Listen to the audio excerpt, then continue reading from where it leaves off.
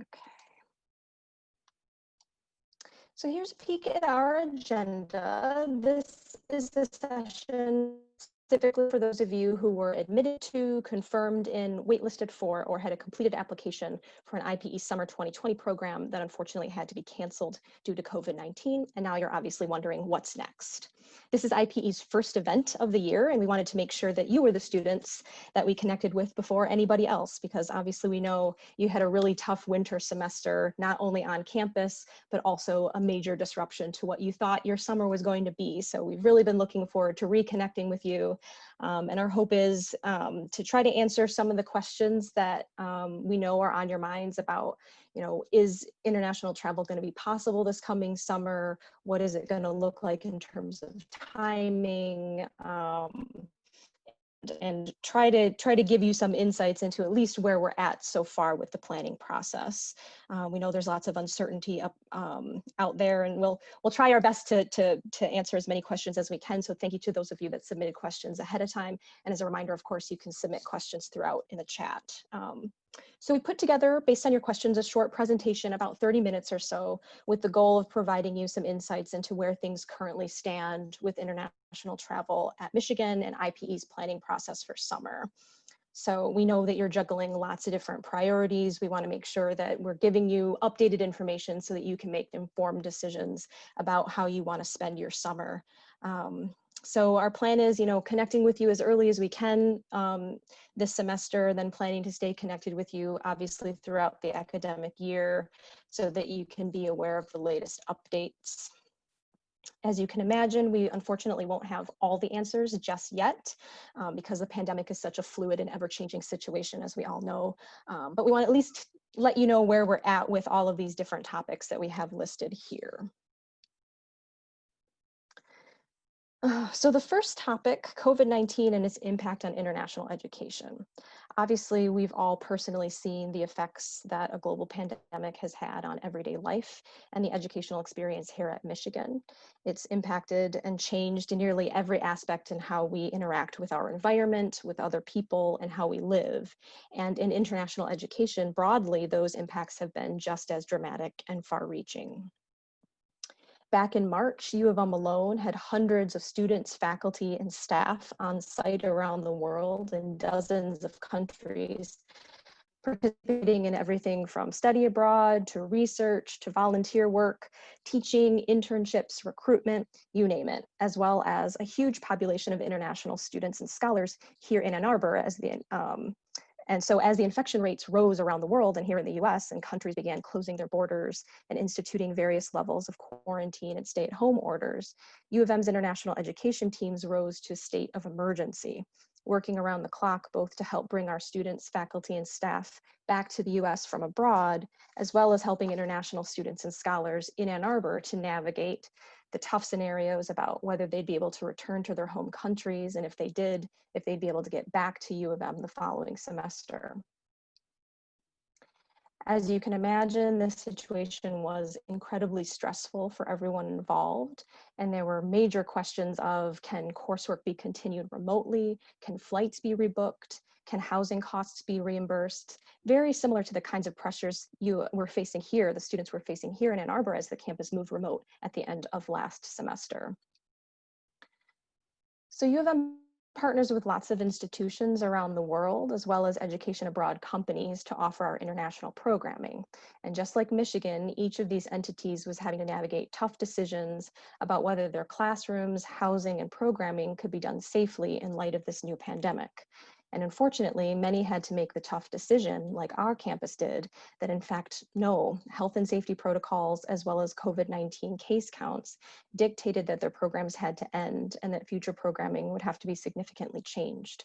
In winter semester, many institutions that offer education abroad programs did what U of M did and moved their programs into remote formats, and have now had to re-examine all of their protocols, from emergency preparedness to housing, to cultural excursions, to classroom and lab space, and try to devise new ways to do this safely while preserving as much as they can of what makes international travel and cultural engagement so worthwhile. As you can imagine, just as we've seen with individual businesses and services here in the US, not all aspects of global education have been able to remain due to COVID-19.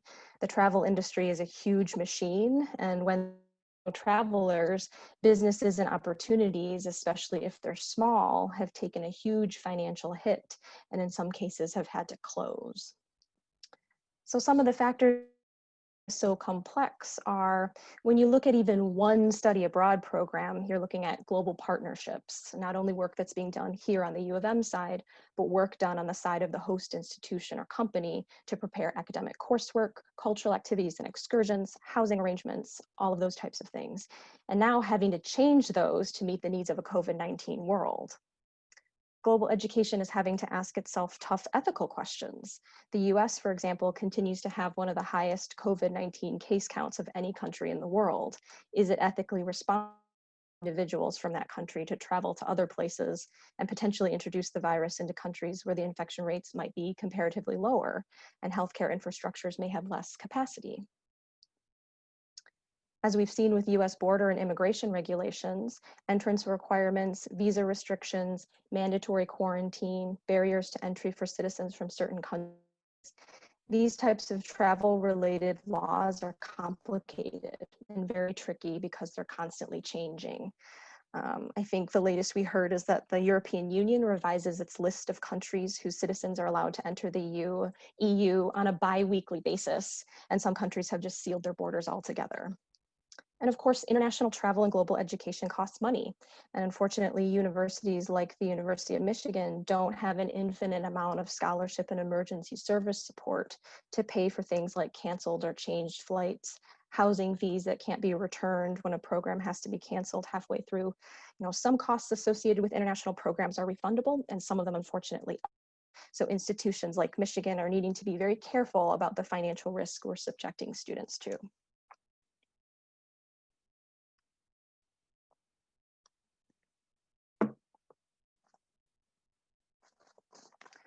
So let's zero in on the current state of international travel at Michigan. As of today, university-related travel remains under a worldwide travel restriction, which basically means that IPE programs aren't currently running. But of course, U of M Education Abroad offices, just like you, are anxious to try to see when we can travel again. So the university's International Travel Oversight Committee continues to monitor the worldwide situation, and they make updates as soon as they can. So for example, the university is currently considering whether winter 2021 semester study abroad programs will be allowed to run, and they'll make an official decision on that in early October. The university has not yet made a decision about summer 2021 travel is going to be possible for U of M students, but it's likely that decision will be made in early winter semester. So what does that mean for us here in IPE? Well, it basically means that we have until early winter semester to take a look at our programs, make updates, COVID-related updates, make adjustments, even add new opportunities. So that's what we're looking to do right now. And as we do that, we're considering lots of different factors. I give you a background in all of the different things that we're considering as we're thinking about changes and updates to summer programs. So first and foremost, we have to ask ourselves, what are our international partner institutions doing? There might be certain of our partner institutions that make the decision just not to run their summer programs due to the pandemic. During the pandemic, there's also going to be an added layer of approval needed to run international education programs. Not only must IPE carefully vet and approve our programs, but in addition, each program is going to have to be vetted and approved by the International Travel Oversight Committee, which is the entity here at Michigan that monitors worldwide health and safety of U of M students, faculty, and staff, sets regulations, and provides support for U of M international travel. We have to consider entry requirements for each program. Will US citizens be allowed to enter the country, for example? Will there be complicated visa regulations? Will negative COVID tests be required? Things like that. We're looking at quarantine rules in each country. Will quarantine be mandatory and who will pay for it? Where will it happen? Quarantine can obviously be really isolating and even boring, so this is something we're carefully considering, especially for our shorter programs. We're looking at local laws. Here in Michigan, we have 6-foot social distancing and mandatory masks. What are the local laws in other countries, and what are the consequences for breaking those laws? Transportation is another key factor. Will the local transportation be running? Will travel between countries be allowed for US citizens? Things like that. Also, lots of cultural considerations. How will Americans be perceived by each country while our infection rates remain comparatively high? How can students meaningfully engage with local culture safely? Can our students still get the enriching cultural experiences on site if, say, local monuments, museums, and landmarks have restricted access? A huge factor, of course, is healthcare. Access, capacity, standard of care, and emergency preparedness at local healthcare facilities and program sites is always a top concern, and that will be even more the case this year with COVID-19. U of M's international health insurance doesn't cover things like quarantines, preventative tests, or evacuations due to the pandemic. So this is another important factor that impacts students' finances directly that we need to consider. Housing, lots of different factors to consider here.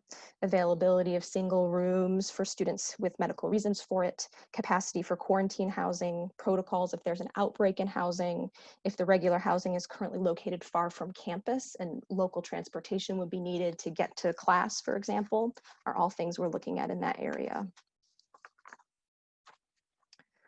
A big one, of course, is financial implications. Finances are a major factor for students when considering international education, and it becomes even more of a concern during when we have to consider a scenario where a program might get canceled midway through. Will the partner be able to provide refunds, for example? We know now that the university won't be able to provide any funding for students who need to purchase emergency flights or engage in mandatory quarantine. So we'll need to weigh whether that financial risk is worth it in certain countries. In some cases, the cost of outfitting the program site with proper PPE and housing accommodations might make the overall price of the program increase. So we have to consider what's reasonable for student access. And of course, academics and academic continuity. As we've seen here on the Ann Arbor campus, it's likely that our program sites will need to limit classroom and lab capacity, which might lead to decreased participation capacity and or the ability to offer certain courses. If a program starts and then needs to be canceled partway through, will the program provider or host institution be able to transition those courses to remote so that students don't lose their academic progress? That one is a very important factor that we're looking at. That was a very big deal for us in winter semester.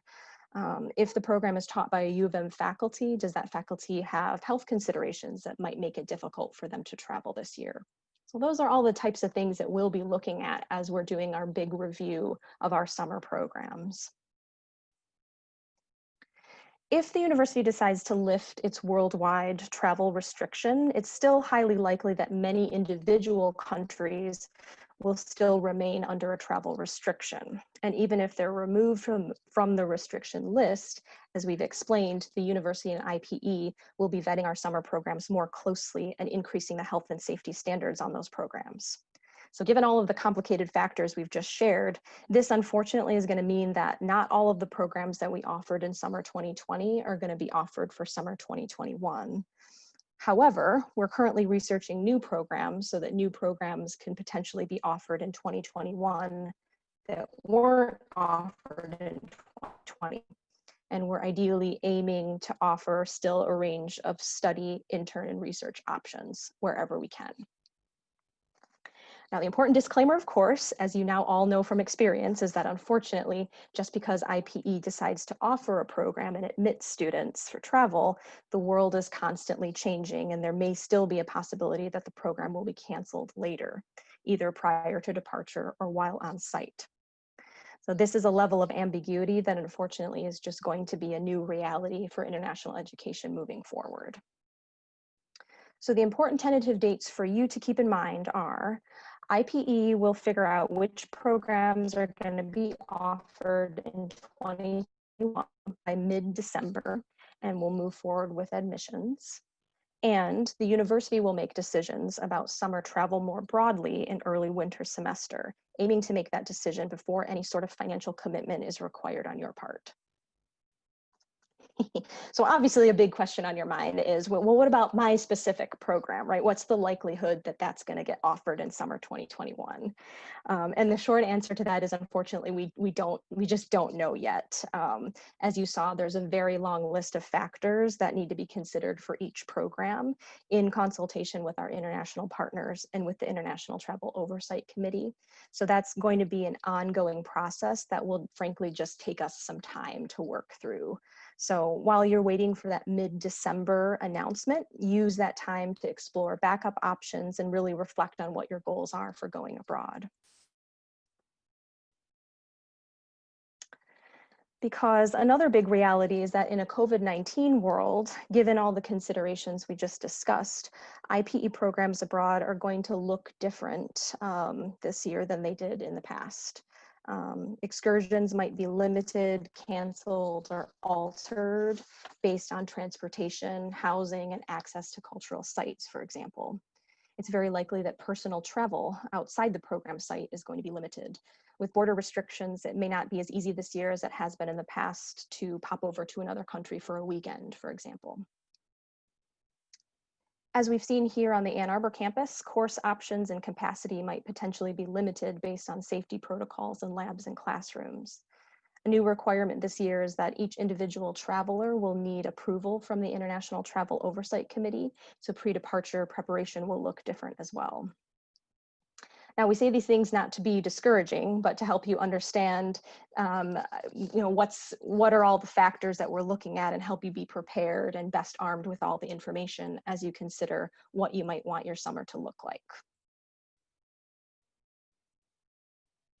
So getting more into the details, what exactly is going to happen in mid-December? So what we're going to do is, for those of you that were accepted or confirmed in a summer 2020 program, you are going to take a look at the summer 2021 list and let us know if you want to be readmitted to your previous program, space permitting, entered into the applicant pool for another program, or if after looking at the options, you decide you don't want to be considered for a summer 2021 program.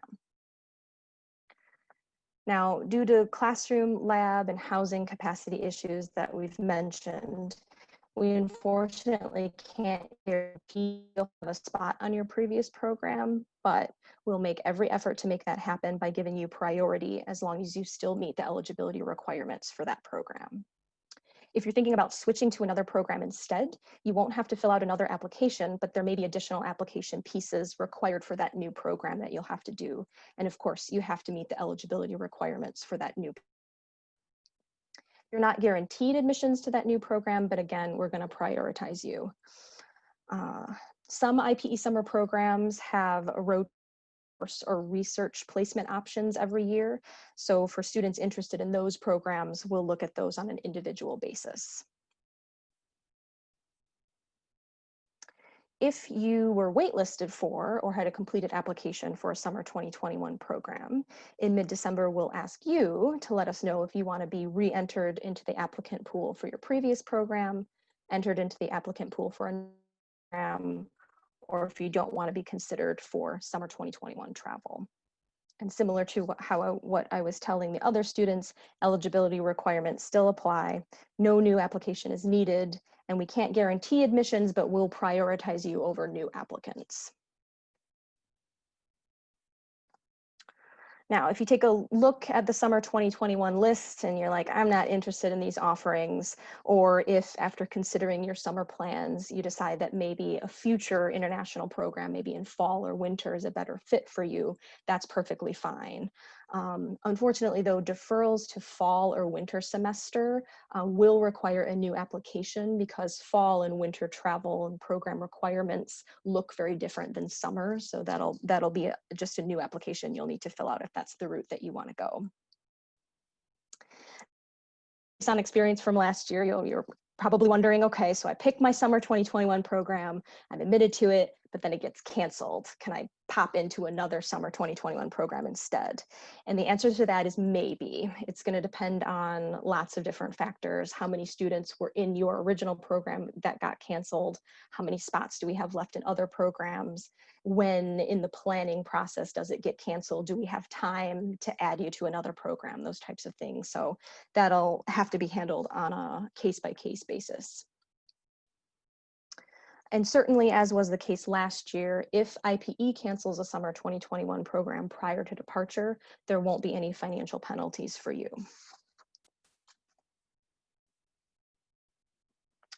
Some of you may be declared in or interested in the international minor for engineers, which requires a 6-week international experience. Given the travel cancellations last year and potential cancellations this year, we're currently exploring options for offering a comparable certification or program that will be comprised of many of the same elements as the international minor, but won't require the international experience piece, so that you can still pursue your interest in cultural competency topics through international minor coursework without being penalized for the travel limitations. So we'll share information with you on those plans as we have them, also likely in December or early winter semester. So that's the end of the prepared presentation that we have. I think I saw a couple questions popping in the chat, so I'll turn it over to Johnny and Lyra for other questions that might have come up, or if you have questions, pop them in the chat now.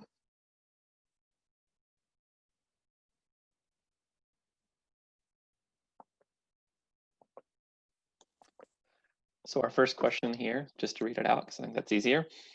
For an international minor, does an international internship also work for that international experience? Nice, easy question to start with. Yeah, do you want to answer that question, Sure, Johnny? You know the answer. As long as it is a 6-week experience, it should. There is a process you'll need to go through to get it approved, but the biggest component is it being a 6-week experience.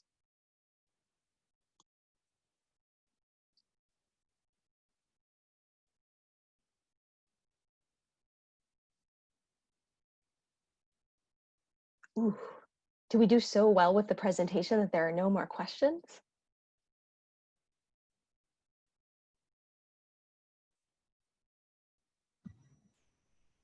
Do you guys mind if I just say one of my questions kind of? Sure, go for it, Luke. Perfect, thank you.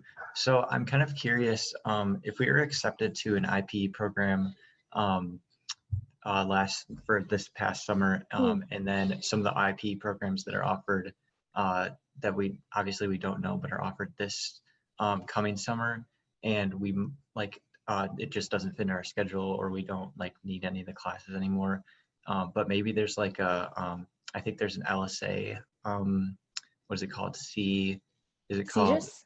Yes. Yep. But there's a program like that might work for that. Would we how would we be prioritized in that application process, I guess?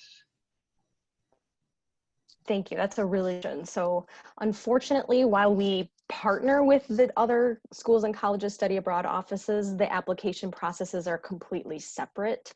So unfortunately, there wouldn't necessarily be priority given to you if you were to switch over and look into a CGIS option. However, I mean, they also had to cancel all of their programs last year too. So they might also be willing, at least if you said, hey, you know what, I was planning to go summer 2020, that they might be willing to look at it differently, but unfortunately we can't guarantee that necessarily. Okay, perfect. Thank you. I appreciate it. No problem.